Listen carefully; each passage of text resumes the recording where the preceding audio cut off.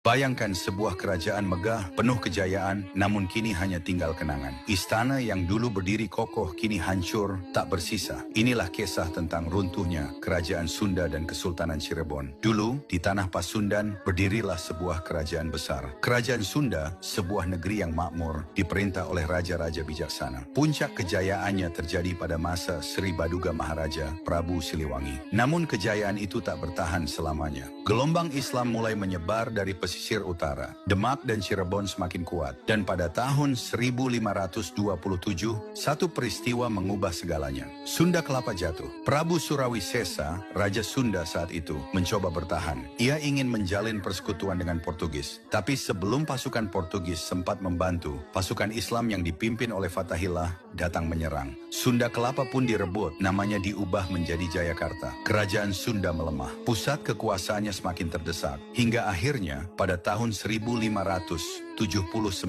sebuah serangan terakhir datang dari arah barat. Kesultanan Banten menyerbu Pakuan Pajajaran. Ibu kota yang megah berubah menjadi lautan api. Raja terakhirnya, Prabu Ragamulya Suryakancana, tak mampu mempertahankan tahta. Ia melarikan diri ke pedalaman, meninggalkan Pakuan dalam kehancuran. Saat itu, para bangsawan dan rakyatnya tercerai-berai. Dan sejak hari itu, kerajaan Sunda lenyap dari sejarah. Namun di tengah kehancuran Sunda, sebuah kekuatan baru muncul di pesisir utara, Kesultanan Cirebon. Kesultanan ini bukan lahir dari peperangan, tapi dari dakwah dan ajaran Islam. Pangeran Cakrabuana, putra Prabu Siliwangi, menjadi sosok pertama yang membangun fondasi Cirebon. Ia memisahkan wilayahnya dari Pajajaran dan membangun Caruban Larang yang kelak menjadi Cirebon. Namun kemajuan Cirebon benar-benar terjadi di bawah kepemimpinan Sunan Gunung Jati. Beliau bukan sekadar raja, beliau adalah seorang wali, seorang ulama yang menyebarkan Islam hingga ke seluruh tanah Sunda. Tapi,